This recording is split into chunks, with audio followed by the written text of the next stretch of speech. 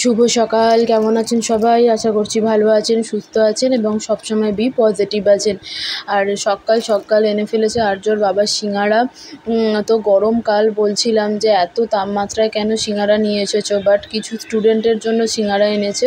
সিঙ্গাড়ার সাথে একটা খুব, ও যেখানে সলপে পড়াতে যায় সেখানে একটা দোকানে খুব বিখ্যাত সিঙ্গাড়া, মানে সিঙ্গাড়াটা খুব ভালো তৈরি করে, তার সাথে দেয় চাটনি এরকম। তো চাটনি আর সিঙ্গাড়া কম্বিনেশনটা খুব সুন্দর, তো ওই কারণে নিয়ে চলে এসেছে। এবার এইগুলো যাচ্ছে স্টুডেন্টদের জন্য ওপরে, কারণ ওদের খাওয়াবে বলেছিল একবার।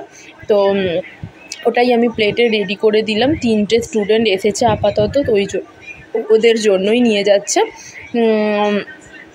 তো সিঙ্গাড়া আনতে বারণ করেছিলাম, তো আমি একটু লোভ সামলাতে না পেরে অল্প একটু খেয়েও নিয়েছি।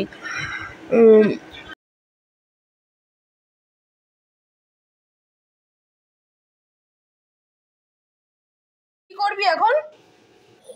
তুই কি করবি আগে বল, কি করবি? চান করবি? আমার দিকে তাকা, এখন তুই কি করবি? এই আর্য, বলবি না তো? এই দিকে তাকা না রে, চান করবি বলছিস?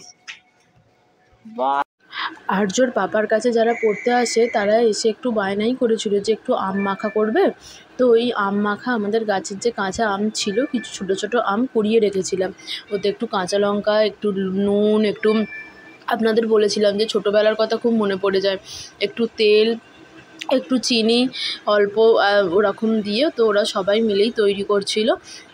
তো বেশ ভালোও লাগলো, শুধু একা একা করে খেতে ভালো লাগে না, তো সবাই মিলে যখন জিনিসটা রেডি করছে তখন সেই ছোটোবেলার কথা মনে পড়ে গেছিলো। তো সবাই মিলে খাচ্ছিলাম। একটু টকটা খেয়ে বল। অসাধারণ, তুই বল। বিশাল বিশাল, একদম চুমা বল।